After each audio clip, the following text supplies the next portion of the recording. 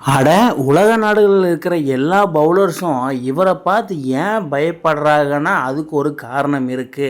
அது என்னவெல்லான்னு பார்க்குறதுக்கு முன்னாடி நம்ம சேனலை சப்ஸ்கிரைப் பண்ணிக்கோங்க, கொஞ்சம் சப்போர்ட் பண்ணுங்க ஃப்ரெண்ட்ஸ்.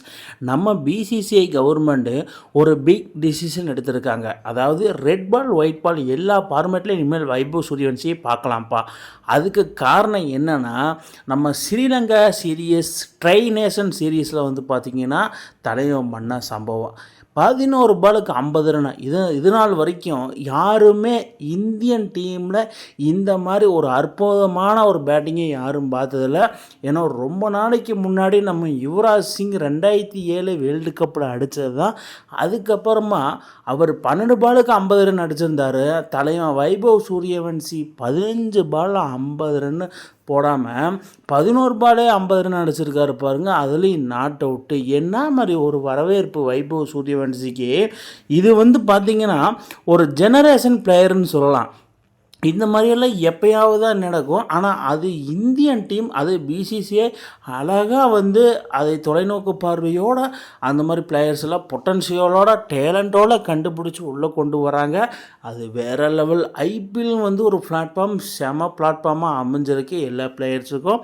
அது மட்டும் இல்லாமல் 11 பாலுக்கு 50 ரன் அடித்ததை பார்த்தாம வைபவ் சூரியவன்சி 29 பாலுக்கு 94 ரன்களை அடித்து ஒரு தரமான சம்பவங்களை பண்ணார் பாருங்க. அடேங்க அப்பா, என்ன மாதிரி ஒரு வரவேற்பு. அதாவது ஸ்ரீலங்காவில் வந்து பார்த்திங்கன்னா இந்த மாதிரி ஒரு பிளேயர் இருப்பாங்களா, யாருனால முடியும் இப்படி அடிக்க முடியும் அப்படின்னு யோசிக்கிறதுக்குள்ளே தலைவன் அதை நிகழ்த்தி காமிச்சிருக்காரு. Just miss. அதாவது ஏபிடி வில்லியர்ஸோட ரெக்கார்டை முறியடிக்கிறதுக்கு தம்பிக்கு வந்து பார்த்திங்கன்னா ஒரே ஒரு பால் தான் மிச்சம். இந்த ஒரு பாலில் வந்து ஒரு 6 போட்டிருந்தாருன்னா இன்றைக்கி தேதிக்கு வந்து பார்த்திங்கன்னா வைபவ் சூரியவன்சி மாதிரி ஒரு பிளேயரை இத்தனை வருஷம் கிரிக்கெட்டில் நம்ம பார்த்துருக்க முடியாது. அந்த மாதிரி ஒரு வைபு தரமான சம்பவங்களை பண்ணி வேறு மாதிரி வெறித்தனமாக செயல்பட்டு வர்றப்பில். ஸோ இப்படி அடித்ததன் மூலயமா ஃபைனலில் இந்தியா ஸ்ரீலங்கா ஏயை போட்டு தள்ளிட்டாங்க. அந்த கப்பும் அடிச்சிட்டாங்க. நம்ம பசங்க ஃபுல்லாக கப்பை அடிச்சு போட்டானுங்க. ஸோ இதனால் என்னென்னா இந்தியா டீம் தான் கப் அடிச்சிருக்காங்க. இன்னும் மெயின் டீம் இன்னும் வரல. வந்தால் சம்பவம் இருக்குது. சம்பவம் லோடிங், சம்பவம் வேறு மாதிரி இருக்கும் அப்படிங்கிற மாதிரி இந்த இடத்துல நான் பதிவு செய்கிறேன். ஸோ அந்த மாதிரி சம்பவம் பண்ணியிருக்காங்க நம்ம பயவுள்ளையா. அதுலேயும் குறிப்பாக திலக் வர்மாவோட கேப்டன்சி, அடேங்கப்பா என்ன மாதிரி ஒரு கேப்டன்சி பண்ணலாம். அதாவது ஃப்யூச்சர் ஜெனரேஷன் பிளேயர் நம்ம வைபவ் சூரியவன்சினா ஃப்யூச்சர் ஜெனரேஷன் கேப்டன்னா நம்ம திலக் வர்மா. அந்த மாதிரி நம்ம சொல்லலாம்.